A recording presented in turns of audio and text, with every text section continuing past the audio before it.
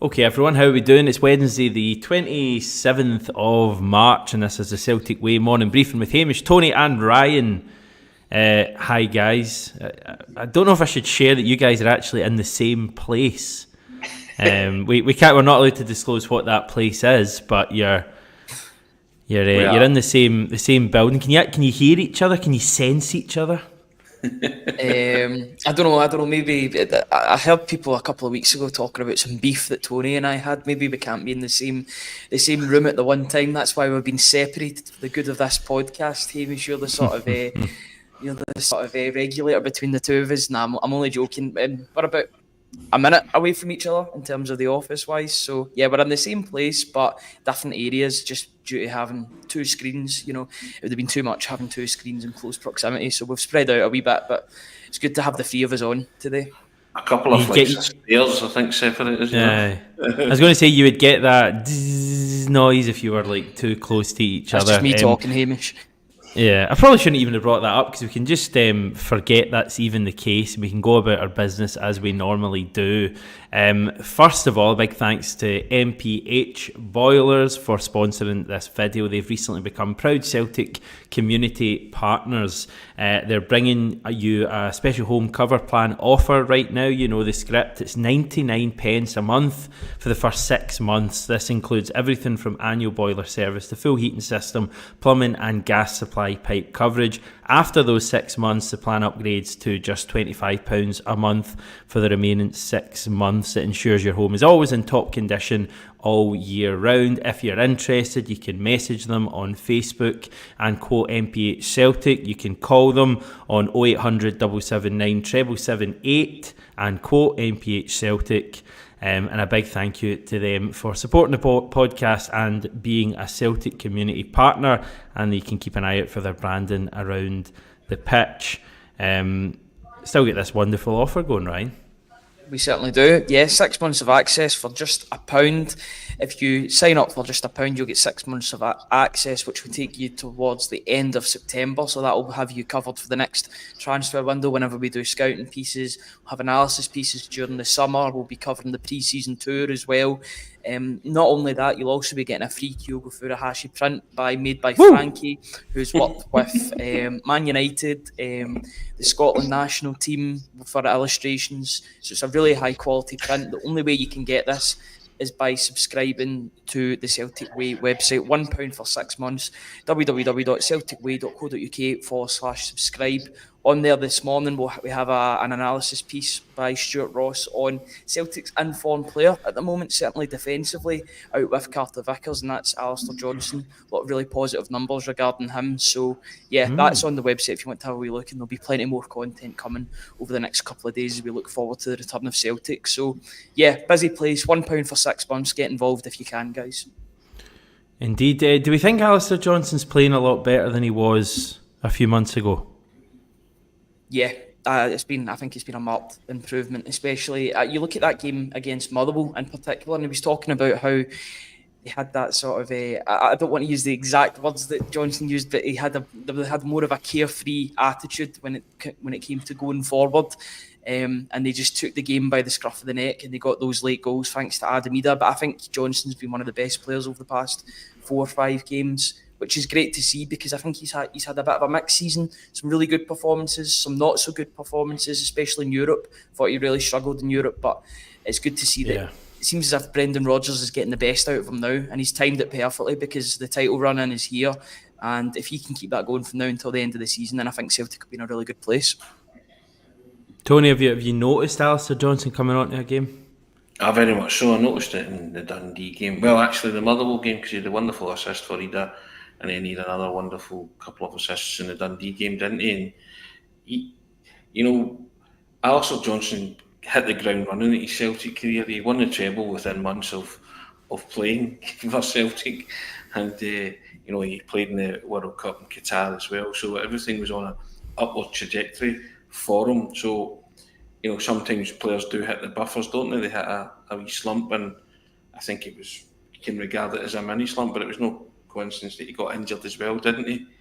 Round about that time. So yeah, but I think everybody loves Alistair Johnson and what he brings to the party, don't they? and when he's weighing in with assists, and then he even got that goal against Ross County, if he's going to claim it, that deflected effort, that the ferocious trundler, as I named it, that kind of spun over the line only just, but hey, they all count, and it turned out to be an important one because it was on the goal of the game. So I think everybody's delighted that Alistair Johnson's back in form. I'm not surprised to see his numbers and to see that he's a form player, and I just think he's a real steady footballer, isn't he? And everybody, as I say, likes what he brings to the party. And should be in, even finer spirits after this international break. He's qualified for Copa America with Canada. So he's another one who's going to be coming back in probably an even better state. Matt O'Reilly, I saw he got 25 minutes, something like that, Ryan, for Denmark last night, and they beat the Faroe Islands. Yeah, it's good to see him get his second appearance for Denmark. He obviously didn't play in the last game that they played a couple of days prior, but good to see him come off the bench, 25 minutes. Faroe Islands is a bit more of a sterner test than it was previously. They've been really improving over the past couple of years. They're one of the better small teams. I think that they've been one of the benefactors of the Nations League, in which they're playing similar teams of similar sizes, and they've really built upon their good form recently. I remember Scotland had a really difficult game against them maybe about a year ago, but they went to the Faroe Islands. I think it was only 1-0 or 2-0. So yeah, good to see Matt O'Reilly come off the bench, get some more appearances for Denmark. He'll now be hoping that, right, I'm in the manager's thoughts for the Euros. Now let's not make it even a decision to make. Let's make himself a guaranteed pick, and the only way he can do that is by playing well for Celtic between now and the end of the season. If he can keep up his early form in the season, maybe not so much the past couple of months, although he did have a slight upturn in form for the past maybe 1, 2, 3 games. If he can go to the first half of the season sort of form, then I think he'll be a no-brainer for that Denmark squad. It's an aging squad. Christian Eriksen isn't getting any younger. Thomas Delaney's getting a bit older as well in that midfield. So there's definitely opportunities for him to break into that side under Hjulmand. So hopefully he does get that spot in the summer. It's a matter of time, isn't it? Matt O'Reilly's going to be a regular with Denmark at some point in his career, but I get the impression that he's not someone who fancies waiting for things. I think if he can, make this Euro squad rather than having to wait till the World Cup or whenever the next tournament is for Denmark, he'll want to do it this summer. So I think that's a good bit of extra motivation. He doesn't strike me as the kind of guy that needs extra motivation. I think he's been dealing with quite a few things recently, and I think he was quite unwell actually, and I'm not sure if the full extent of his illness kind of came out, but I'm under the impression that he had some stuff up with him in recent weeks that might explain kind of the level of his performances, but he certainly put in some good stuff as well. Excited to see him. A few people, Natalie and Mark, pointing out that Paulo Bernardo scored last night for Portugal's 21s. I think I saw that. It was a kind of bit of a... Croatia they were playing against. Yeah. Croatia. Decent level. He seems to do quite well for them. I'd be intrigued to watch one of their games and see what kind of figure he plays. He was a captain as well, wasn't he, I believe? Right. Yeah, so he's very much a key figure for that under-21 side. Not really sure about the pathway from the under-21 to the senior squad, because Portugal... he might have this sort of Edward syndrome where he's good for the under-21s, but there's no pathway just due to the fact that there's so many good players playing all around the world. He's competing with another Bernardo Silva at Man City for probably a senior cap. Not quite at his level, is he? Let's be honest. Yeah, the mind. Yeah, I mean, you could imagine him playing for Celtic. I mean, what a player! But good to see Bernardo for the under-21s getting goals, getting some game time as well, because he's going to be important as well. Even if he isn't starting, coming off the bench, he's going to be an important player from now until the end of the season, because there's a permanent contract probably on the table at the end of this season, and he's got to make sure he gets that. Dare I ask about Scotland, guys? I didn't even bother to get up for the first half. I think I turned my telly on at probably 7:30 this morning, and the game had about 20 minutes to go. Scotland were trailing, and I didn't see anything really from the final 20 minutes. But I understand we were probably even worse throughout the entirety of the match. A few people pointing out that Kieran Tierney was perhaps the only decent player in a Scotland shirt last night. I don't know if there's much of a Celtic link there, Tony, but did you catch the game? No, I watched Wales because Wales versus Poland, they were playing to get through to Euro 2024, and I thought because there was something at stake in that, then it would be. It was a great decision because that was a brilliant game as well, wasn't it? Dear oh dear. Yeah, it wasn't the best, but I was following Scotland on my phone, and I believe it was just dreadful, and all the comments that were coming in saying it was just. I think one of the comments that saw from one of our bosses was, now that was a Scotland friendly international, so it's just like thumbs down. But yeah, I don't think lots of the players covered themselves in glory, did they? Ryan, I think you put yourself through it, didn't you? Yeah, I watched the whole 90 minutes. I was double screening it. I had the Wales game on in my lap because that was a competitive game, and I had the Scotland game on the big telly. So I was watching the two of them. Not a lot of football going on between the two games. The only exciting thing was the fact there was a penalty shootout at the end of the Wales-Poland game, but Poland got through on. Dan James missed a decisive penalty, so unfortunate for Wales. But the Scotland game was a disaster from start to finish. There was nothing good about the performance whatsoever. Some big chances at the end of the second half from Shankland that he didn't take. Two really big chances towards the end. Thought he could have done better with the first chance that he hit off the. Is that the best striker in the world you're talking about? Lawrence Shankland, better than Kyogo and all of that nonsense that we've heard this season. Yeah, I don't think he's exactly covered himself in glory with his performances for Scotland over the past week or so. Although I didn't watch the Holland game, and people were saying he was okay, but goal scorers are they're judged on goals and taking their chances, and he didn't take his chances in both games. So that's a problem area for Scotland going forward, I would say, and something that they need to work on or try and bring somebody through that can do that. But in terms of positives, yeah, Kieran Tierney was probably the best player, and that's just by default because you know what you're going to get with Kieran Tierney. His main problem is that he's been injured for large parts, and he can't get going for large parts of the season just due to his injuries that he picks up. Him and Lewis Ferguson, when he came off the bench, I thought he looked positive. But apart from that, there was no other Celtic players that came onto the pitch. You know, Ralston and Taylor were both on the bench, but they never came on. Yeah, I guess they wrapped in cotton wool alongside Daisen Maeda that didn't play against North Korea. So that's no injuries to worry about, or no injuries that have came through the international break as far as we know. So a success from a Celtic perspective.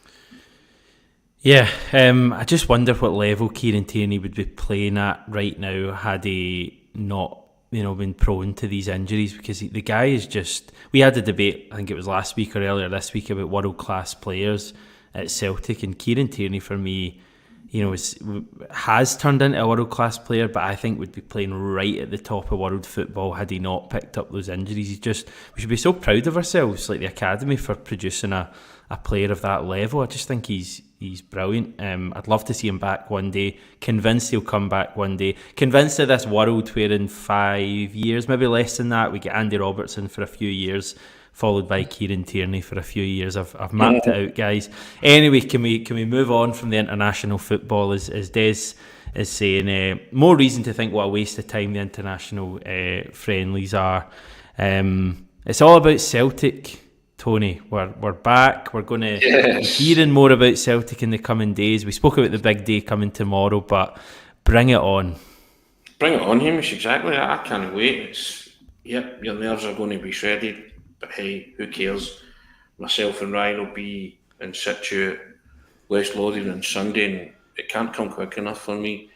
And I mean, obviously tomorrow, whatever happens tomorrow happens, fair enough. But I just want to see what team Brendan Rodgers will play. I just love to see Callum McGregor back, Rio Hatate come back for some part of the game. We were asking yesterday, was it a risk playing Cameron Carter-Vickers? We've played the strongest team we've got, basically. You can't afford not to, and Yang and Kuhn will be fighting it out for that right wing berth, but me, yellow jersey man, Kuhn's done enough to edge it, I think, but great to think that he can, Yang, somebody like Yang can come on as well, and the manager telling you that he's looking sharp, he's in training and he's kind of got his head around certain things. So yeah, lots to be positive about, and I'm looking for Celtic to get a really good result on Sunday. I just don't even think the pitch will play any kind of part in it. I just hope Celtic can go there and, just cope with it, no problem. It is pressure, I get that, but just find a way to deal with it. That's the bottom line.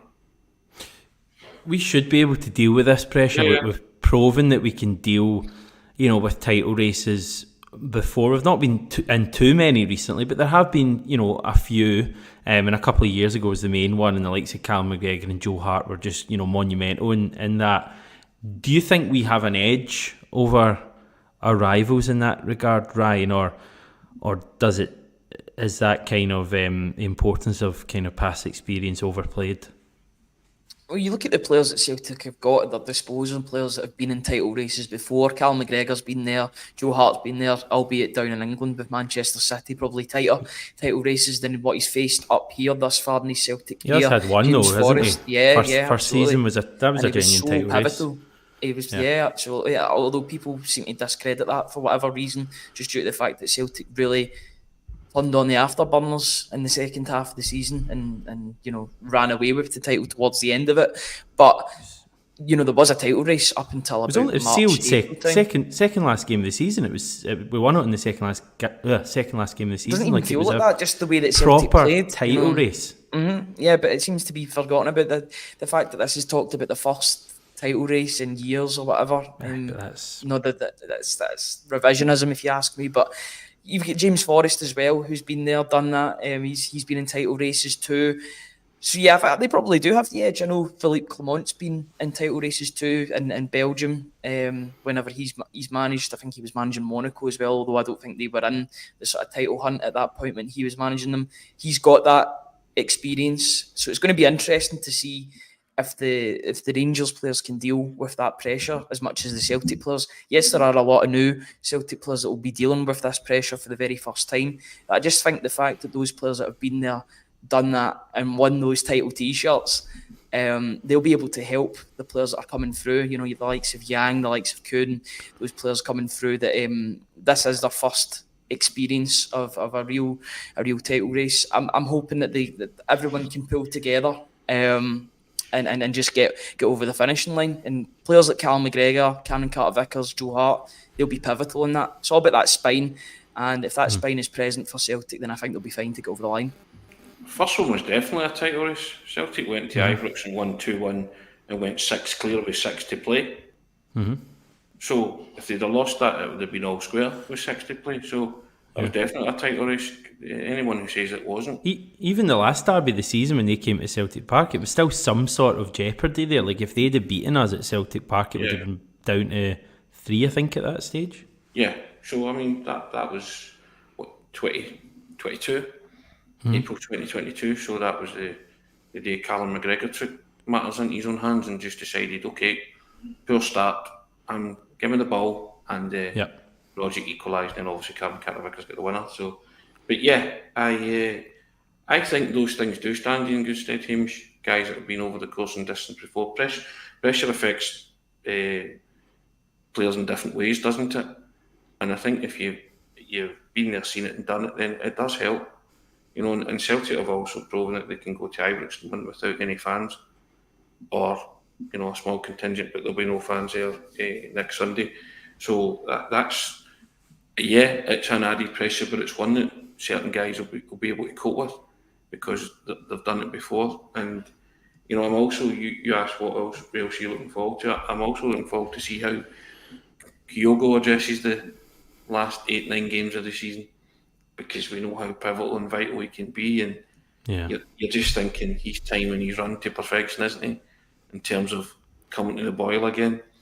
And my thoughts about it. I still want to see him and either play up front, but that's neither of them. But if it's one up front, it's Kyogo, isn't it?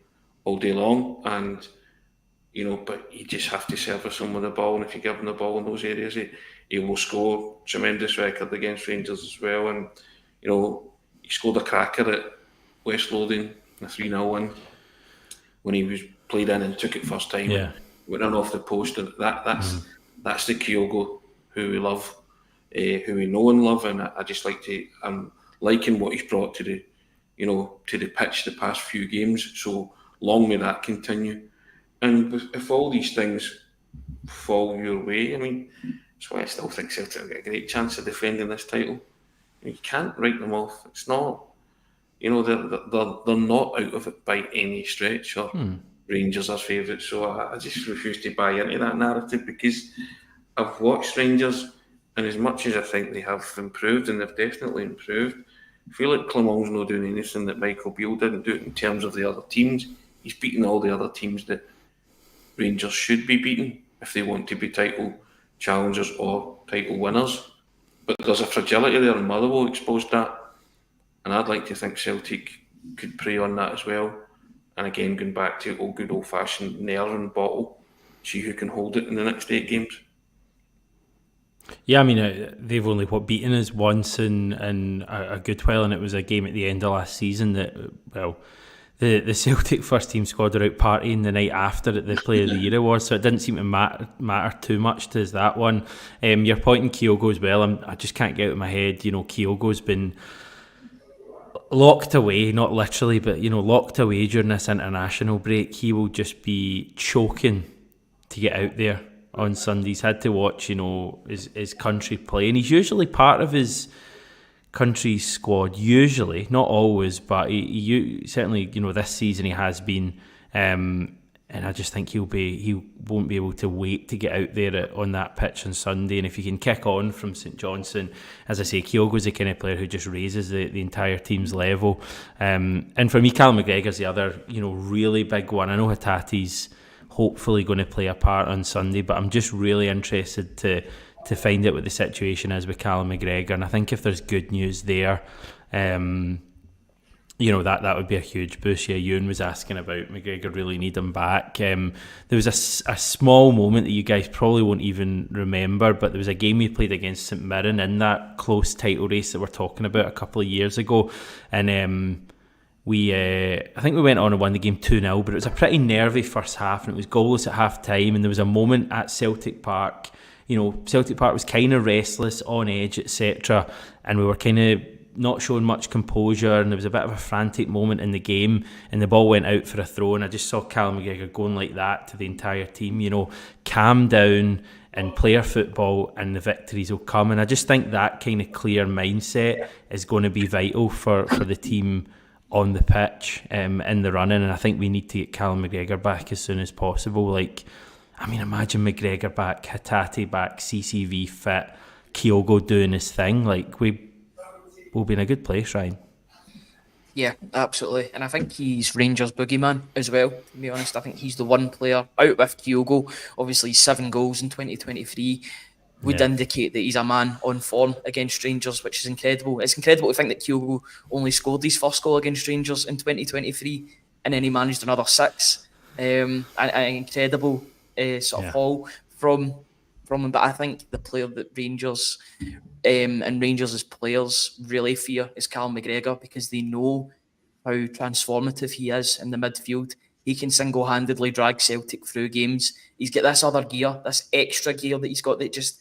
We've seen it, and Tony was talking about it earlier on in the podcast, that run that led to, was it Rogic's goal? Where he was like, no, I'm just taking this game by the scruff of the neck, taking the initiative, I'm driving us forward. And they got a goal out of that. He was incredible that day, but it's not his only incredible performance against Rangers. He seems to always put in a good performance against Celtic's biggest rivals. If there is good news from him on Friday, then absolutely ideal. More so due to the fact that I think he would play, and then Hatate would maybe stay on the bench. Let's ease back Hatate, let's get him back to full fitness before relying on him fully. But if Callum McGregor's fit, he's the captain. He's going to be playing games. I'd love nothing more than to see the captain back in that midfield. Whether or not Iwata plays and Callum McGregor goes further forward is a different debate point altogether. But you get the captain back, that'll be the shot in the arm that everybody needs, alongside Cameron Carter-Vickers, alongside Hatate potentially on the bench. All of your main players are coming back. It feels like the cavalry's returning and they're ready to strike. Including the name of the song, isn't it? Callum McGregor, there's no one better. Just end that song there. It doesn't need any more lyrics. Jack Butland's a big fan of that, isn't he? that doesn't need any more lyrics, does it? Let's be honest. Yeah. And he's proven time and time again, and it is vital that he returns for that Celtic team, and also vital that he returns for his country as well. You know, he's wrestling for his country, and his country have lost games. You know, I think he's very much an unsung hero for both. We don't need to tell the Celtic supporters what they think of Callum McGregor. They love him, you know, but it's just such a high bar that he's set, isn't it?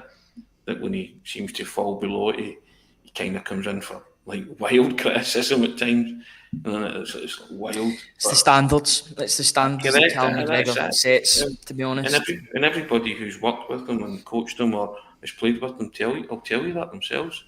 He just sets such an incredibly high bar that sometimes players do naturally drop off it. But there's no one in the last 6 or 7 years played more football than Callum McGregor.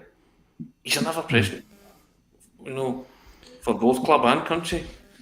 And it's rare to see him injured, isn't it? Despite the amount of football that he plays.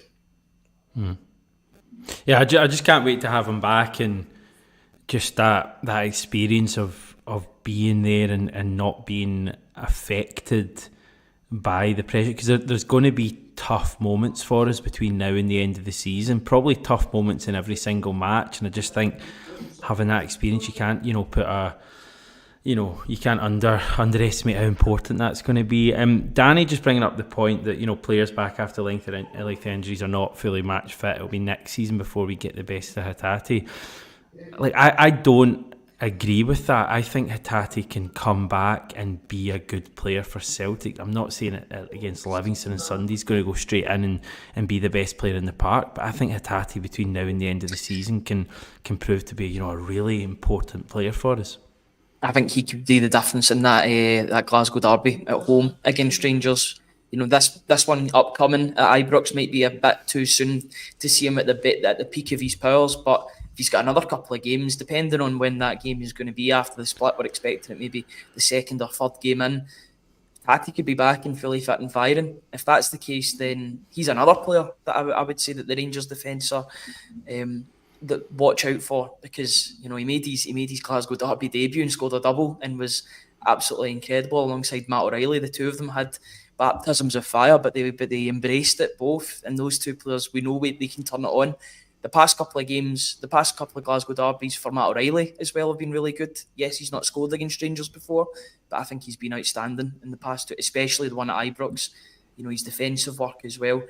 Just quickly going back to Kyogo, and I know you were asking about him a couple of minutes ago. I think this title run-in is what will separate Kyogo from being a really good Celtic player to becoming a Celtic great. If he can single-handedly shoot Celtic towards another title, then I think he's well on his way to becoming a modern-day great. That's got to be the aim for him. He can really put himself in Celtic folklore if he continues the good form that he's been showing over the past couple of games. If he can score 1-2 goals a game, maybe a couple of hat-tricks here and there, if he can do it at this pivotal point of the season, and I think he's well on his way to becoming a modern day great, because he'll have done it in 3 consecutive seasons. You know, a player that's in the prime of his career. Just hope that Brendan Rodgers is able to figure him out completely, get the best out of him, and if he can score goals from now until the end and get Celtic a domestic double, then, you know, it's a name that will never be forgotten in the eyes of the Celtic support. Wouldn't put against it, Ryan. He's too talented. Yeah. We know he's got it in his locker. It's just all about getting the best out of him. If Rodgers can get the best out of him, and he's a good manager, you don't become a bad manager overnight. I know it's been up and down this season.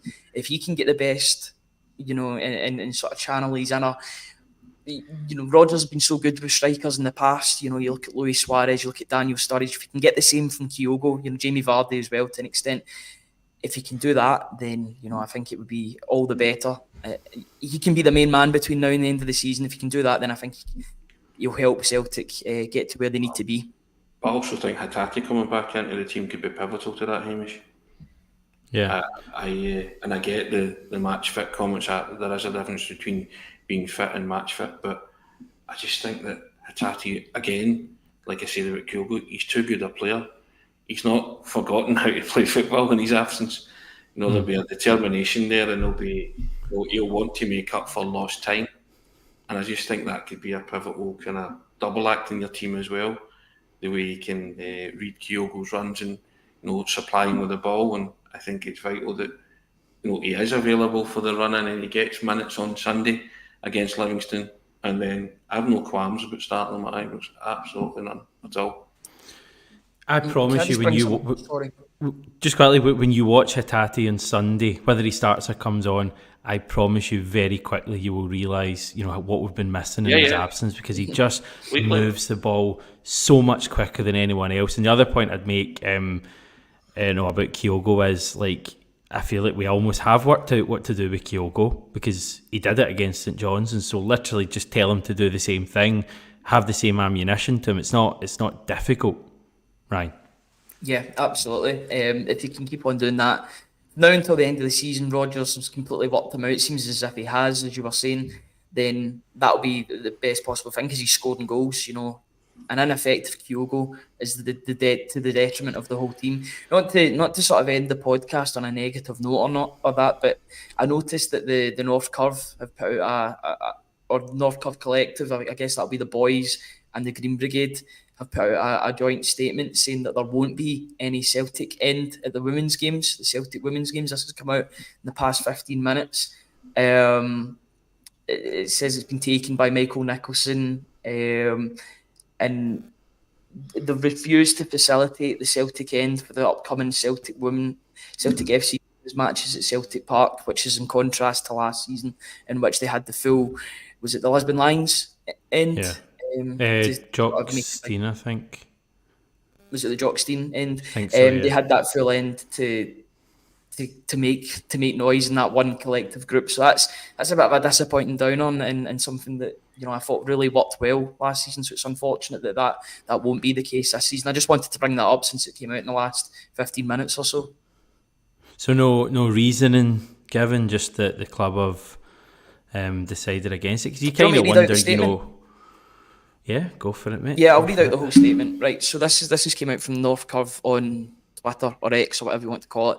So it says, despite our best intentions and efforts, the club has refused to facilitate the Celtic End for the upcoming Celtic FC women matches at Celtic Park.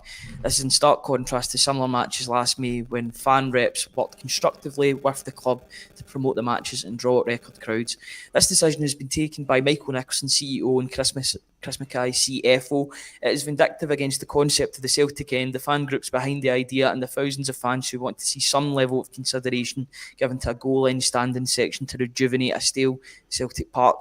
Shamefully, Michael Nicholson and Chris Mackay would prefer for Celtic FC women to be detrimented than have another positive advert for the Celtic End.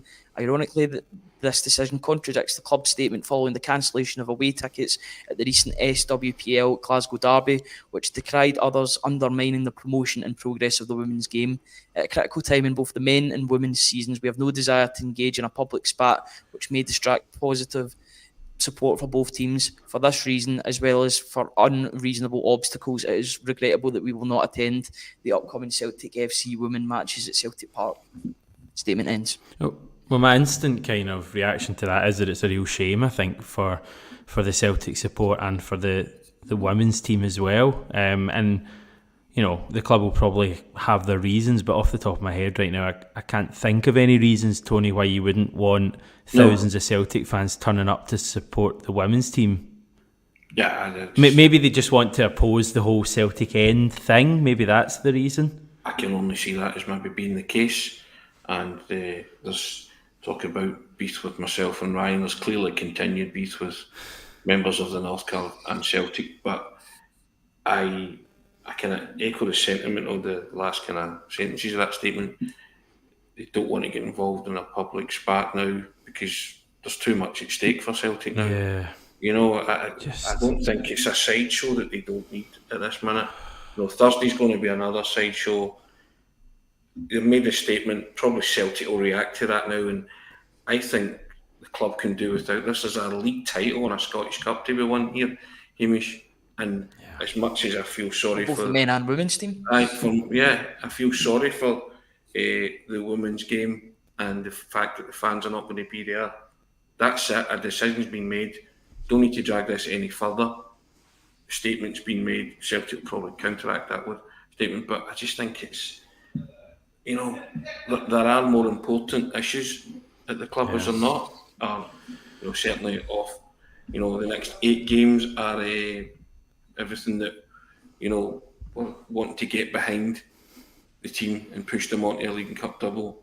It's a pity that it can't happen in the women's game, you know, so that's it. I think we kind of have to draw a line under that.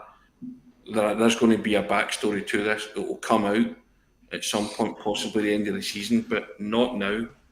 You know, I think everybody has to be all hands to the pump in terms of the support for both Celtic teams going for their respective trophies. You know, we can't be doing with statements and spats and stuff like that and detracting from things that are trying to be achieved. It's just, I don't know, it's just the timing of it, again, is ill, isn't it? Yeah, it's just another kind of example of the club shooting themselves in the foot. But as you say, the story will probably come out at some stage. Anyway, we're going to head off now. We've got a wee breaking news story there, Ryan, the first one we've had in a while. So thanks for delivering that in a brilliant way. Just a final wee shout out for this offer we've got running, everyone. 6 months of access for the Celtic Way for just £1. And if that's not enough, you get a free Kyogo Furuhashi print as part of that as well from a thank you to everybody that's artist. Yeah, it's been incredible uptake over the past, just under 2 weeks or so. We really do appreciate everybody for joining us, but we implore people that haven't done so already. It's our best ever offer. We won't do anything like this for the foreseeable future. So if ever you've looked for a chance to get involved and get started on the Celtic Way and everything that we bring, all the positive stories and the positive analysis that we do, then now is the time. £1 for 6 months. That'll get you going until the end of September. Great. Thanks, guys. Back this time tomorrow.